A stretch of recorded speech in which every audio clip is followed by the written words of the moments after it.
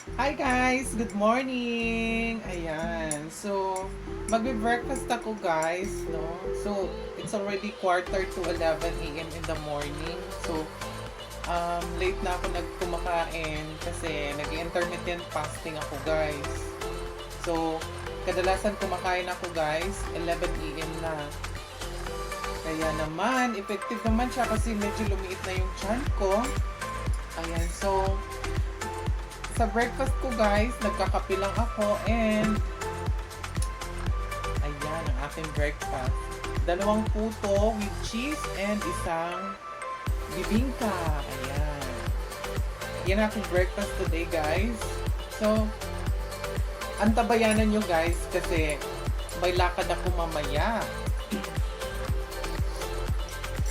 Pupuntahan ko si Mahal kasi may sahod na. Kukunin ko yung sahod niya guys, no? Kasi bayarin na naman sa bahay. Tumawag siya sa akin kanina na papuntahin ako doon sa workplace niya kasi nagsahod na daw sila kagabi. Actually, kahapon pa nga sana kaso nga lang late na napasok yung sahod niya sa ATM. So, 6 days lang yung yung pumasok sa payroll niya. So, may sahod daw siya na 5K. Yung 4-5 daw noon, ibibigay niya sa akin para sa bayarin sa bahay. Kasi yung bayarin namin this month is 3,600 plus. And the rest nung 4-5, yun ang ibibili ko ng nung pagkain ko dito. Tapos meron din kaming konting bayarin na utang. So, kailangan talaga mag-budget guys, no? Ang hirap na yun. So, abangan nyo yan guys, no? Iba-vlog ko yan, pupuntahan ko siya mamaya. And kung ano yung mga dadalahin ko mga gamit para sa kanya. Okay guys, so kain tayo. Napakasarap na aking breakfast. So yan. See you later guys.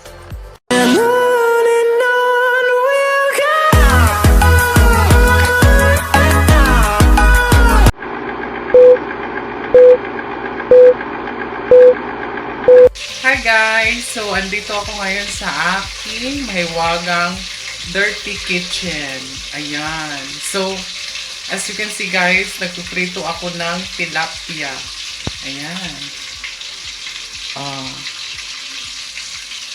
Kasi yung partner ko, nagre-request siya na magluto daw ako ng tilapia para sa kanya kasi ang tagal na niyang hindi nakakain ng isda.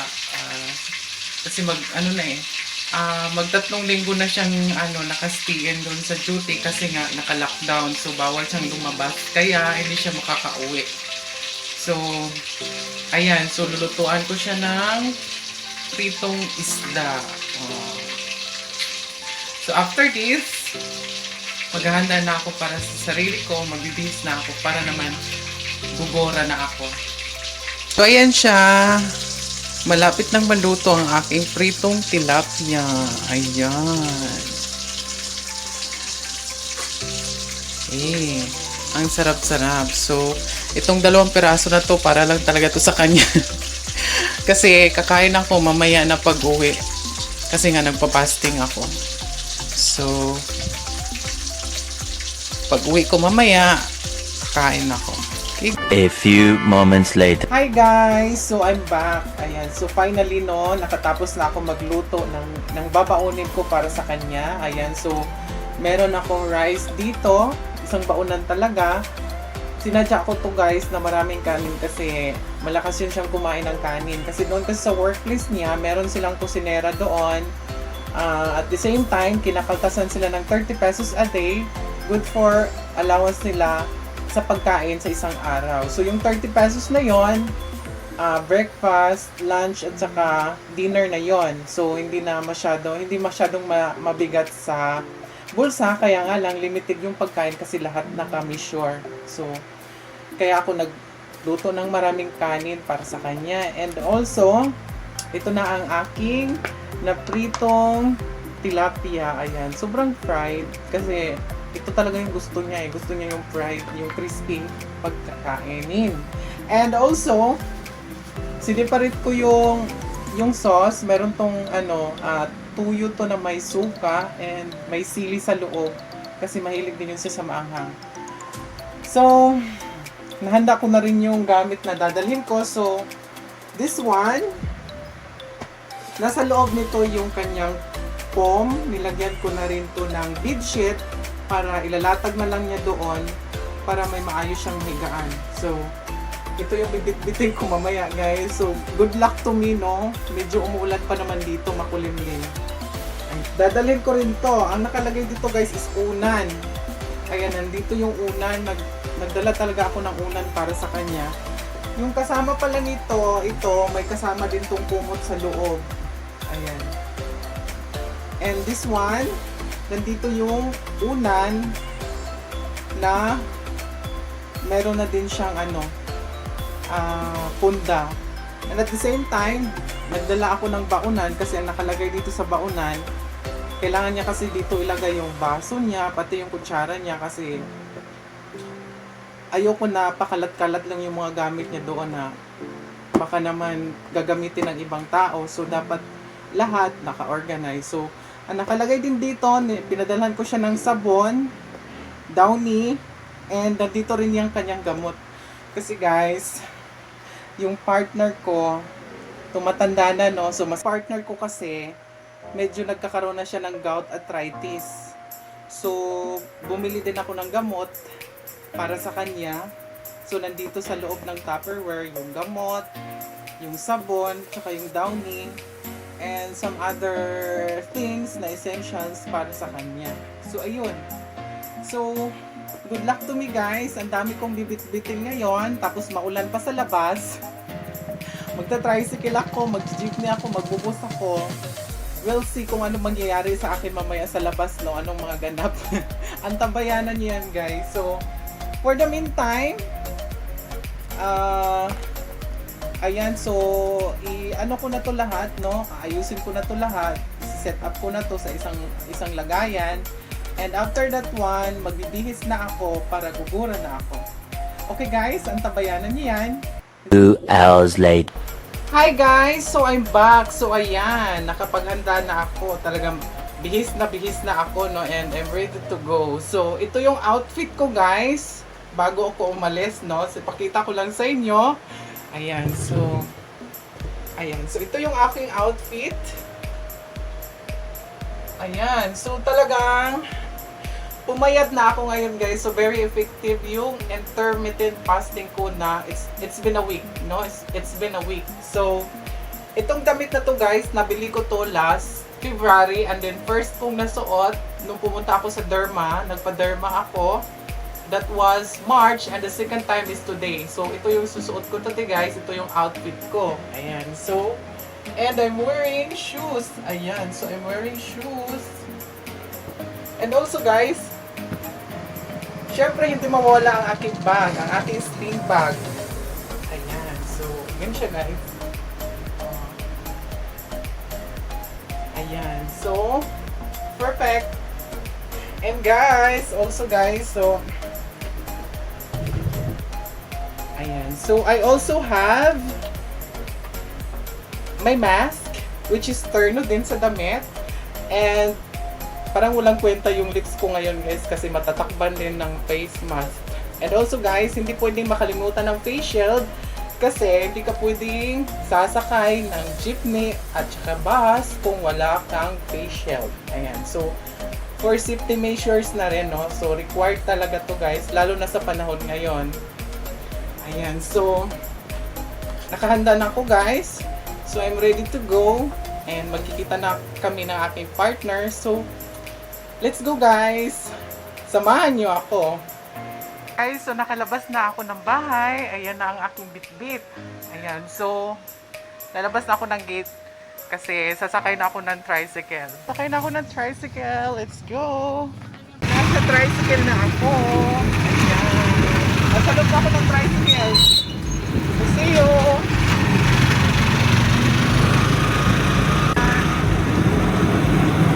Ayan.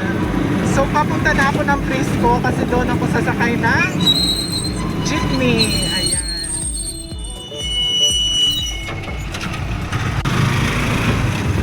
See you, guys! nito. A few inches later. So ayan guys, nasa jeepney na ako, no?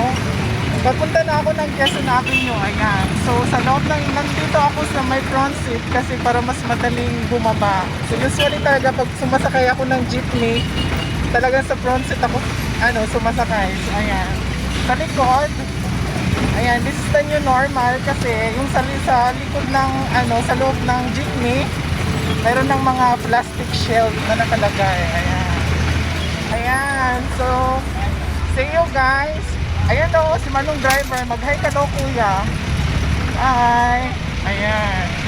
Ayan, see you guys. See you. Kasi konti na lang, bababa na ako ng jeepney. Sasakay na naman ako ng bus papuntang Fairview. Makailang rides kaya ako dito. Kaya tabayan nyo yan guys. Bye-bye. One eternity. Hi guys! So nandito na ako sa kahabaan ng Quezon Avenue. Ayan. So naghihintay na lang ako ng bus kasi sasakay na naman ako ng bus papuntang EDSA. And then pagdating ko ng EDSA, maglalakad na naman ako. Aakit ako ng footbridge. Tatawid ako. Sasakay na naman ako ng bus. So yung bus na yon, diretso na yon doon sa workplace ng boyfriend ko. So ayan. Ayan guys, ang dami kong bit-bit. Oy, parang kumusta naman yung mochora ko dyan? Para naman akong Power Ranger nito. So ayan siya, yan yung Fisher Mall. Ayan yung kahabaan ng Quezon Avenue. So yung mga bus na yan yung sasakyan ko. Ayan. Sasakay na tayo. Let's go. Wait lang kuya.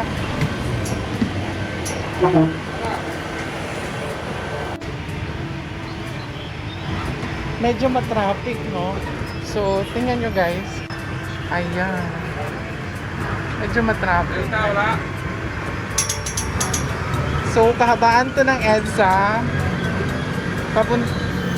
Kahabaan to ng Quezon Avenue papuntang EDSA. Ayan.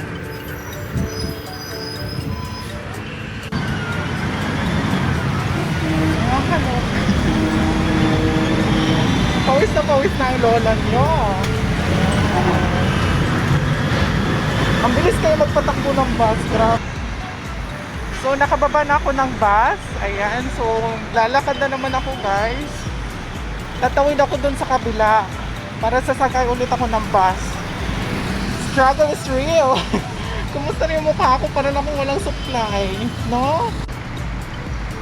So ayan guys, aakyat ako dyan sa overpass na yan. Tatawid ako doon sa kabila. Gosh, ang bigat kaya ng bit-bit ko. Ayan. So nasa EDSA na tayo, no? Ayan, nasa EDSA na tayo. Ayan, so aakyat na ako guys.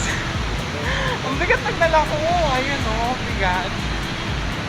Nakakaloka. Ay, Diyos ko. Nakakapagod guys. So ayan na yung kaba ng EDSA. Ayan. So ayan. So nakababa na ako ng bus. Ayan. So lalakad na naman ako guys. Tatawid ako dun sa kabila para sasakay ulit ako ng bus. Struggle is real. Kumusta na yung mukha ko? Parang akong walang supply, no? So ayan guys, aakyat ako dyan sa overpass na yan. Tatawid ako doon sa kabila. Gosh, ang bigat kaya ng bit-bit ko. Ayan. So nasa EDSA na tayo, no? Ayan, nasa EDSA na tayo. Oh my God.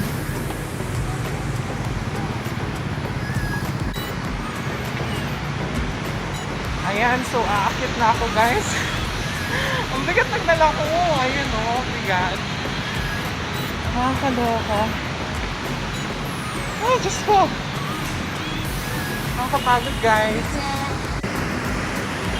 So ayan na yung kaba ng EDSA. So ayan. God gosh. Pinagpawisan na ako, grabe. Para tinan niyo yung buko, para wala na supply. Ang sexy ng outfit, tapos ganito lang mangyayari. Ayan.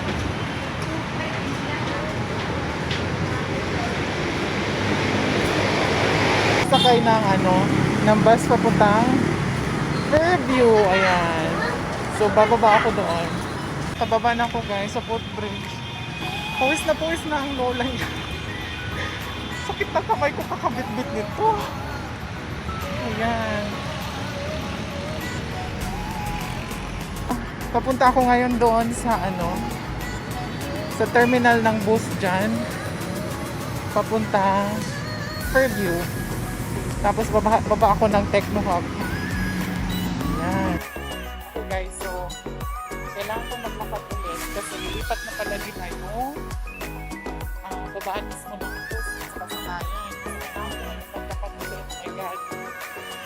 Nakaloka. Ito yung pinakawa ko sa loob guys. Alis ako. Tapos dami ko meron ako hindi na mabigat guys. Kailangan ko maglakad ulit guys. Ayan, so nasa hindi na ako sumakay ng bus kasi sobrang naglakad ako ng matagal. Napagod ako sa kakalakad kaya nagtaxi na ako guys papuntang Techno Hub sa may UP, Diliman. Ayan. Grabe. Pinagpawisan ako guys, grabe sobra. Ayan si Kuya, si Manong driver, ang mabait. So ngayon, talagang sobrang higpit na. So meron talagang plastic shield protection. Ayan. So see you later guys pagbaba ko doon. Ayan.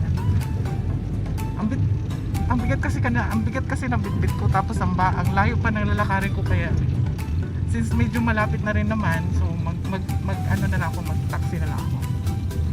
Okay. So ayan guys, nakababa na ako ng taxi, no? Ayan, nakababa na ako ng taxi. And aakyat na naman ako dyan, tatawid ako papunta doon. Ayan. So konti na lang guys, konting-konti na lang. So aakyat ako sa footbridge ulit. Ayan. Okay guys, so konti na lang, magkita na kami ni Mahal. Ganito na kami ng gamit niya. Ayan. Look at that. Ayan. So ito yung ginagawa nila ngayon. Yung MRT. Ayan. Nakikita ko na siya. Andun sa baba. Ko. Nakakaloka. Kapagod, nakakapagod.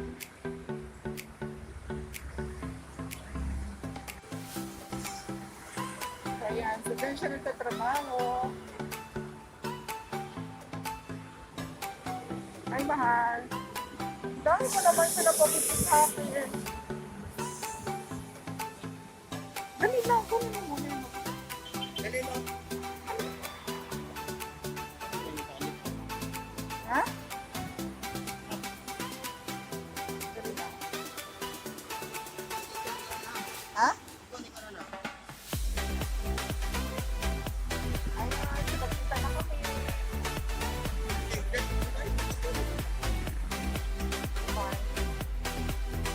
May dyan. Yung pagkain ko nandyan. Gamot nandyan lahat. So, ayun. Nandun na siya. So, ayun na naman yung bitbit ko. Yung mga ibang gamit na doon na hindi na ginagamit. Inuwi ko na sa bahay. And, may pera na ako pambayad ng bahay. Ayan. So, pauwi na ako. Mag-aabang na naman ako ng bus. So magbubus na ako, no? Magbubus na ako. Ayan. So yung mga bus na yan na naman yung sasakyan ko. Ayan. Pa-EDSA na naman ako. Tapos papuntang Quezon Avenue sa may Fisher Mall. Ayan. See you later, guys. 2 hours later. Hi guys, so nandito na ako ngayon sa bahay. So hindi na ako nakapag-shoot kanina habang pauwi kasi grabe guys, I'm so exhausted and talagang na-disappoint ako kasi look at guys. yung pants ko nagkaroon ng namansyahan siya ng asiti. So kanina yan nung nasa taxi ako na hindi ko na malayan na yung pintuan pala nung taxi. Kalalagay lang ata ni Manong driver nung ng asiti. So ayan oh. Sana matanggal pa yan guys. So ngayon, pupunta ako sa landlady namin kasi magbabayad ako ng bahay. And sobrang maulan ngayon guys, makulimlim. Ayan. So makulimlim no, umaambon na siya. Umaambon. So, let's go guys, magbabayad na ako ng bahay. Puntahan na natin si ate. Okay. Diyos ko, nagpapaambon ako. Umuulan kasi ngayon. Puntahan ko si ate. Ay, Jesus. Kumikidlat-kidlat pa. Nakakaloka. Ayan.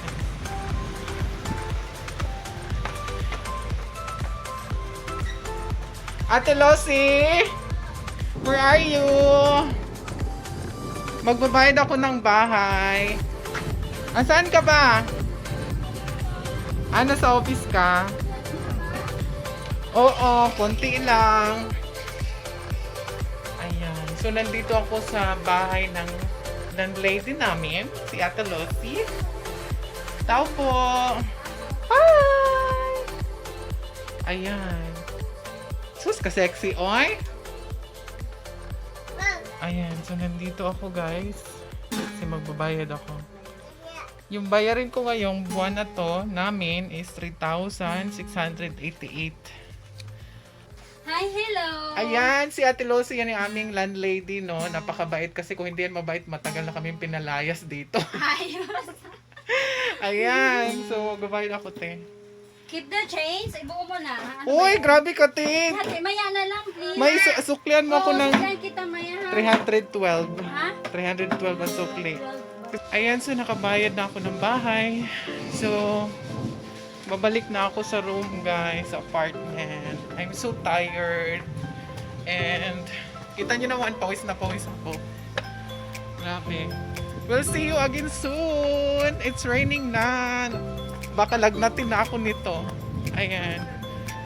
Maraming salamat, guys, sa panunood. And also, sa mga taong sumusuporta sa akin. I love you, guys. Ayan. So, special thanks to sa aking pinaka-love na amiga Pipin, Filipino-American from USA. Also the Palo family from Germany. And Kids and Mom Australia from Australia. Minimi and I from Germany. Oragon NS, Mami, I love you. Mami LJ Vlog Survive, I love you. Ayan. And sa lahat po na sumusuporta sa akin, thank you so much, guys. And please, don't forget to like, share, and subscribe. At itap nyo na rin ang notification bell button para updated kayo lagi sa aking YouTube channel. I love you all, guys. See you again soon sa aking next vlog. Bye-bye!